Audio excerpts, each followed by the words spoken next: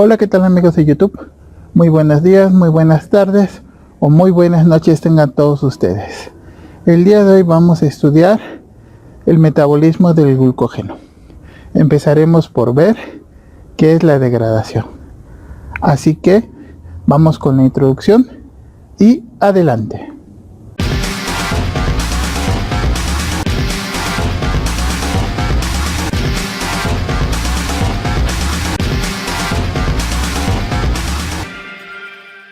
Hola, ¿qué tal? El día de hoy vamos a empezar a estudiar el metabolismo del glucógeno. Y el día de hoy vamos a estudiar lo que es la degradación del glucógeno. Muy bien. Vamos a ver qué pasa cuando tenemos una ingesta rica en carbohidratos. Normalmente ocurren dos cosas: la movilización de la glucosa en el torrente sanguíneo, el metabolismo de la glucosa. Sabemos que los carbohidratos los vamos a encontrar en distintas fuentes, como son las frutas, como es la comida chatarra o como son los dulces. Recordando qué es lo que le ocurre a la glucosa, sabemos que se puede ir a la glucólisis, se convierte en piruvato, pasa a través del ciclo de Krebs, fosforilación oxidativa, cadena de transporte de electrones y se convierte finalmente en ATP y CO2. El piruvato también se puede ir a la síntesis de glucosa por una ruta metabólica que se conoce como gluconeogénesis. La glucosa también entra a la vía de las pentosas de fosfato para generarnos NADPH y ribosa 5-fosfato. Pero también la glucosa se puede ir a la vía de las hexosaminas. Esta es una ruta muy importante que está relacionada con el desarrollo de la diabetes y que más adelante vamos a estudiar. O lo que vamos a ver el día de hoy, a la síntesis y a la degradación del glucógeno. ¿Qué es el glucógeno? Pues es una forma de almacenamiento de la glucosa, pero además tiene una característica muy importante, que es fácilmente movilizable. Es un polímero grande y ramificado de residuos de glucosa que puede romperse para liberarnos glucosa. Normalmente los residuos de glucosa están unidos por enlaces glicosídicos alfa 1, 4. Las ramificaciones, que normalmente se van a encontrar cada 10 residuos de glucosa, se forman por un enlace glicosídico alfa 1, 6. En la molécula de glucógeno vamos a encontrar dos extremos muy importantes: el extremo no reductor, que normalmente esta glucosa ya formó un enlace glicosídico. Este es un extremo no reductor porque esta glucosa ya no puede unirse usando el carbono numérico a otra molécula de glucosa. Y el extremo reductor, que normalmente se encuentra el carbono numérico libre y que puede formar otro enlace glicosídico. ¿De acuerdo? Entonces, extremo reductor es aquel que tiene el carbono numérico libre y el extremo reductor es aquel que tiene el carbono numérico no libre. Y aquí tenemos los enlaces alfa 1, 4 de la glucosa, y en la ramificación vamos a encontrar el enlace alfa 1, 6. ¿Dónde se almacena el glucógeno? Normalmente lo vamos a encontrar en el hígado y en el músculo. El glucógeno hepático sirve en gran parte para exportar unidades de exosa, de glucosa, para la conservación de la glucosa sanguínea, en particular entre comidas. Después de 12 a 18 horas de ayuno, el hígado casi agota su reserva de glucógeno. Por eso es muy importante el desayuno para mantener abastecidas la fuente de glucosa en torrente sanguíneo. La liberación del glucógeno en el hígado es desencadenada por los niveles bajos de glucosa en sangre. ¿Cuál es la función del glucógeno? Lo vamos a dividir: qué ocurre en el músculo y qué ocurre en el hígado. Principalmente en el músculo es fuente de energía para la glucólisis. Se agota en menos de una hora durante la actividad vigorosa. Hígado es el almacén de la glucosa para otros tejidos. Normalmente aquí se va a liberar la glucosa y se va a llevar a cabo la gluconeogénesis. Normalmente desaparece de 12 a 24 horas. El metabolismo del glucógeno se encuentra altamente regulado debido a que regula los niveles de glucosa en sangre. Cuando existe una disminución significativa de glucosa en sangre, el glucógeno es degradado por medio de una serie de enzimas para cubrir las necesidades energéticas de nuestro organismo. A este proceso lo vamos a llamar glucogenólisis, y las enzimas que participan es la glucógeno fosforilasa, la enzima desramificante del glucógeno y la fosfoglucomutasa. ¿Cómo ocurre este proceso? Muy bien, pues primero va a haber una ruptura o una hidrólisis fosfolíticas secuenciales de los enlaces alfa 1,4. Este proceso de ruptura lo va a llevar a cabo la glucógeno fosforilasa. ¿Por qué se llama fosforilíticas? Porque requiere fosfato inorgánico. Aquí tenemos a la enzima, sí, que requiere fósforo inorgánico. Aquí está la molécula de glucógeno. Lo que nos va a dar es una glucosa 1-fosfato y el residuo de glucógeno menos una molécula de glucosa. Entonces esta es una reacción en donde la hidrólisis no se lleva por presencia de agua, sino por la presencia de un fósforo inorgánico. Y esto es muy importante. La glucógeno fosforilasa rompe los enlaces glucosídicos alfa 1,4 entre los residuos que están en los extremos no reductores por simple fosforólisis, porque requiere fósforo inorgánico. La glucógeno fosforilasa es una fosfotransferasa que degrada secuencialmente las cadenas de glucógeno en sus extremos no reductores hasta que estén solo 4 residuos de la glucosa. En la ramificación, la estructura se denomina destrina límite y la fosforilasa no puede degradarla más. Es decir, una vez que la fosforilasa encuentra una ramificación, se detiene. A esa estructura que sobra después de que ha liberado las moléculas de glucosa se conoce como destrina límite. Acá tenemos la estructura tridimensional de la glucógena fosforilasa, que sabemos que es un homopolímero porque las dos unidades son iguales. Sabemos que requiere piridoxal fosfato, que es el grupo prostético que está unido covalentemente a la enzima en la posición lisina 679, y sabemos que es una enzima alostérica que va a tener sitios de regulación distintos a los sitios catalíticos, ¿de acuerdo? Más adelante vamos a ver cuáles son estos modificadores alostéricos de esta enzima.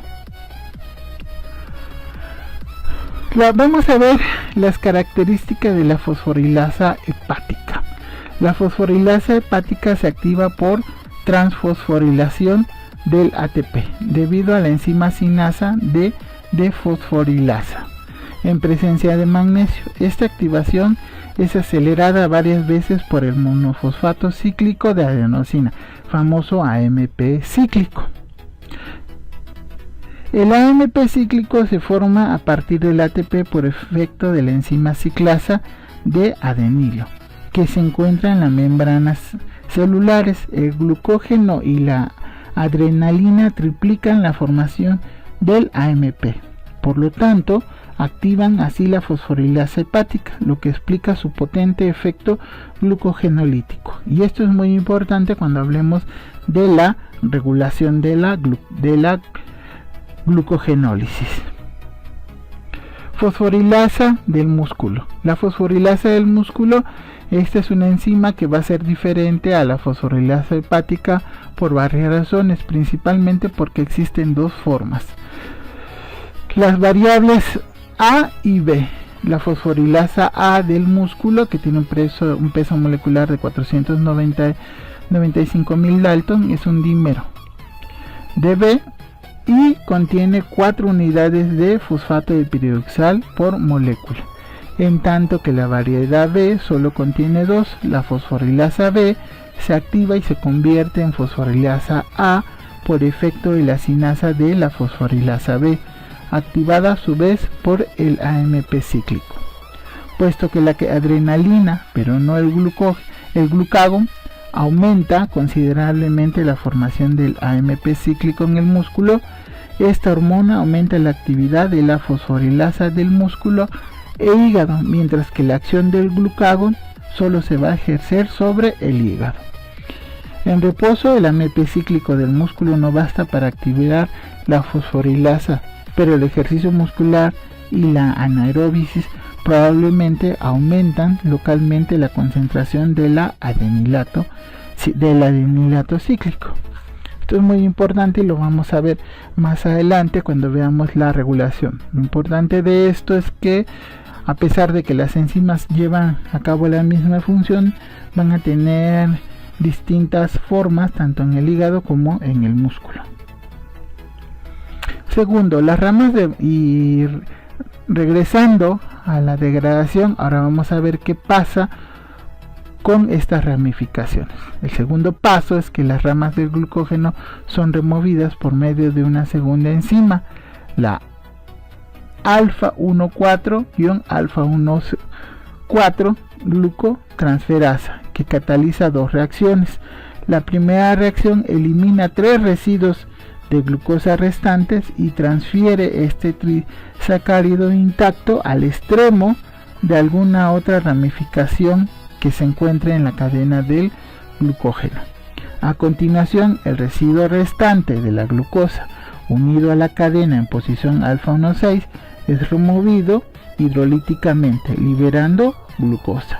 Ambas actividades se encuentran en sitios separados de la misma cadena polipeptídica, que se conoce como la enzima desramificante. Entonces, esta es una enzima que tiene dos actividades. La primera es que va a transferir enlaces alfa 1,4 a la posición 1,4 de la cadena del glucógeno, y la otra es que nos va a hidrolizar la glucosa que queda en posición alfa 1,6. Y aquí lo tenemos el glucógeno, tenemos el extremo no reductor, tenemos la unión alfa 1,6, llega la glucógeno fosforilasa, remueve hasta que se encuentra 4 residuos de glucosa antes de la ramificación. ¿Sí? Aquí tenemos moléculas glucosa que están con un fosfato en posición 1, y esta es la destrina límite.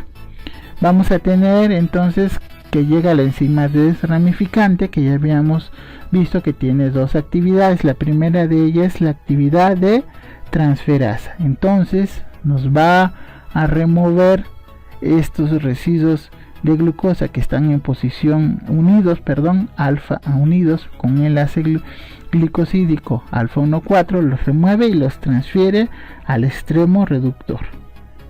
¿De acuerdo? Al extremo no reductor. Acuérdense, aquí nos va a sobrar un extremo reductor que se va a poder unir a esta glucosa. Nos deja una glucosa sencilla que después llega la actividad de hidrólisis y que reconoce el enlace glicosídico alfa 1,6 y libera la glucosa.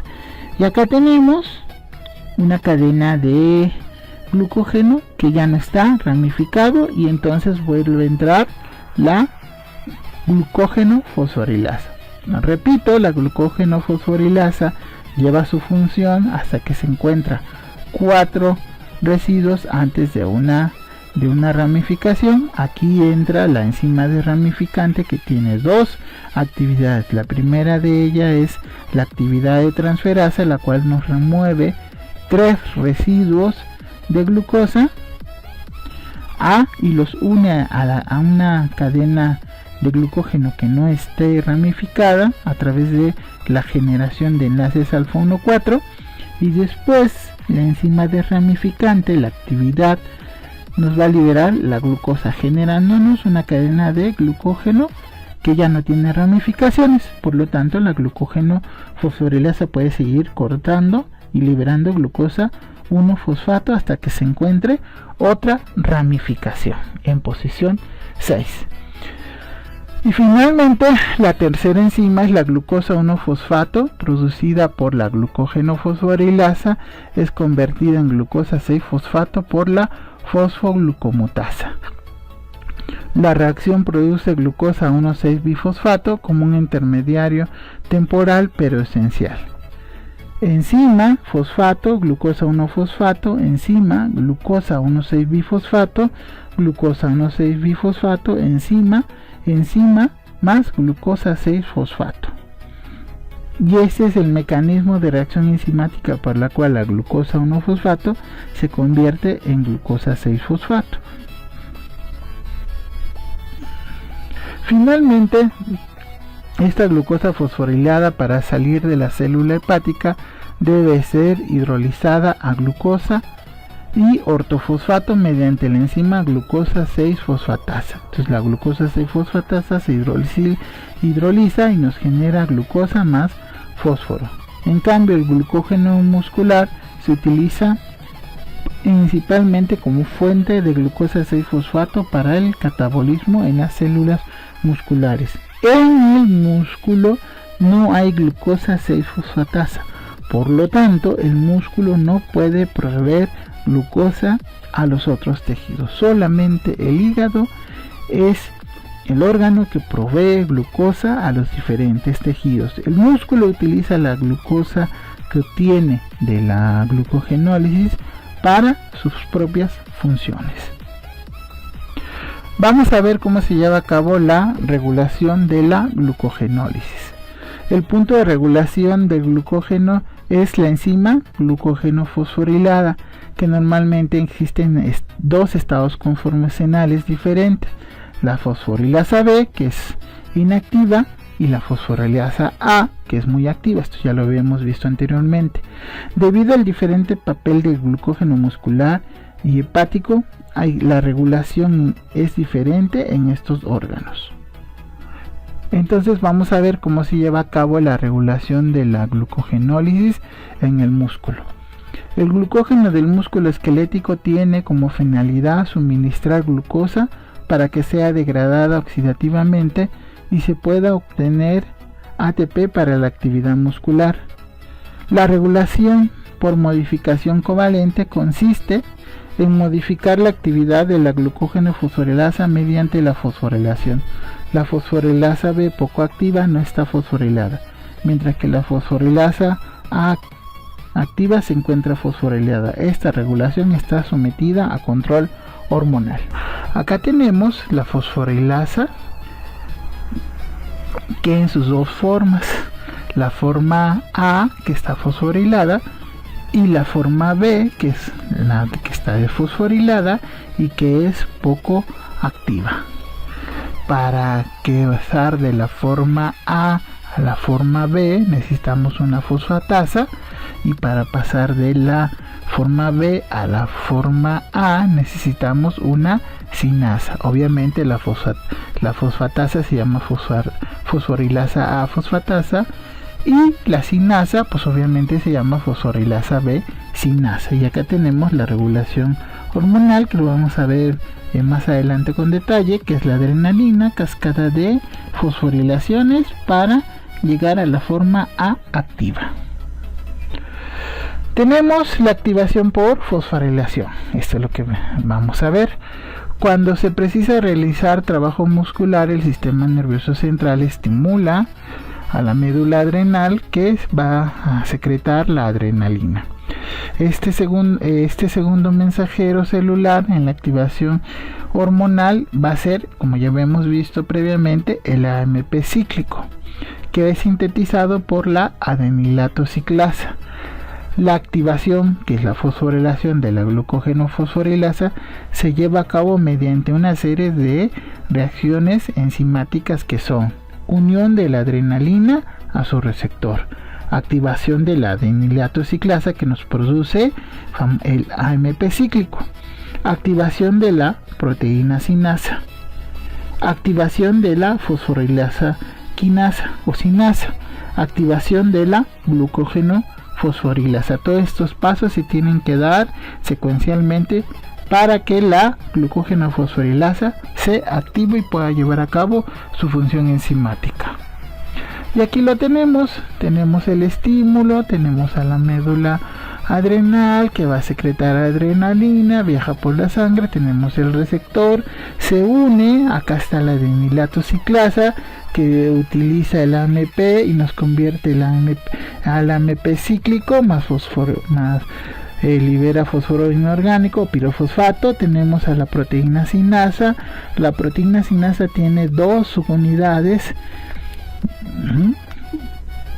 y así que está unida, que está inactiva. Tenemos la sinasa y el represor.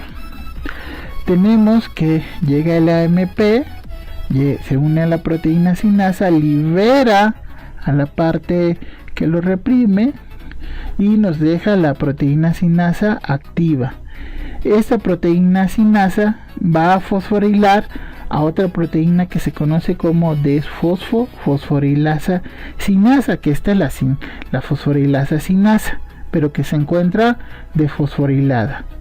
Esta proteína sinasa la fosforila y la convierte en la fosforilasa sinasa. Esta fosforilasa sinasa se va a unir a la fosforilasa B y la va a convertir en fosforilasa A activa, es decir, la va a fosforilar, y bueno, ya la fosforilasa A entra a la degradación del glucógeno, que generando glucosa 1-fosfato, y ya sabemos que la glucosa 1-fosfato se convierte en glucosa 6-fosfato, y que la glucosa 6-fosfato, por la acción de la mutasa de la fosfatasa, se convierte en glucosa y finalmente sale a circulación. Es así como se lleva a cabo la regulación por acción de, en este caso, de la adrenalina. Ahora tenemos la inactivación por desfosforilación. Acuérdense, todas las enzimas que participan en la activación de la glucógeno fosforilada, ya acabamos de ver que se tienen que fosforilar. Entonces, la desfosforilación de las enzimas provoca su inactivación. En el músculo, esta actividad la lleva una proteína que se conoce como fosfoproteína fosfatasa 1, PP1, que desfosforila las enzimas fosforiladas de la cascada metabólica y por tanto detiene la glucogenólisis. La PP1 tiene además un inhibidor específico, el cual se une a la enzima y la inhibe cuando está fosforilado. La PP1 actúa únicamente cuando se encuentra unido al glucógeno a través de su subunidad G. Cuando la cascada metabólica del AMP cíclico dependiente se encuentra activada, dicha subunidad se encuentra fosforilada y no posee afinidad por la PP1. Con ello, la fosfatasa PP1 es inactiva. Cuando cesan el impulso del sistema nervioso central y la acción hormonal, disminuye la actividad de la fosforilasa sinasa y el balance sinasa-fosfatasas comienza a irse hacia las fosfatasas y el sistema se desfosforila y se detiene la gluconeogénesis. Este es un mecanismo muy fino de regulación de la actividad enzimática. Pero también tenemos una regulación por interacciones alostéricas. La glucógeno fosforilasa posee además un sistema de regulación alostérico que responde inmediatamente a las condiciones celulares en las que existe una baja carga energética y que es independiente de la respuesta hormonal. El control alostérico se explica según el modelo alostérico concertado. Y en este caso, el MWC, en este caso vamos a tener que la enzima va a tener sitios de regulación alostérica donde se va a unir, por ejemplo, el AMP, que es un activador alostérico, y el ATP, que es un inhibidor alostérico. Entonces, tenemos que cuando se une el AMP, ¿sí?, es la forma B, la forma activa. Cuando se libera el AMP, entonces pasamos de la forma B poco activa a la forma B activa. Entonces aquí tenemos que el AMP es el modulador alostérico, pero de la forma B. Aquí no pasamos de la forma B a la forma A, sino simplemente la forma B a través de sitios que no son los sitios catalíticos recibe el AMP.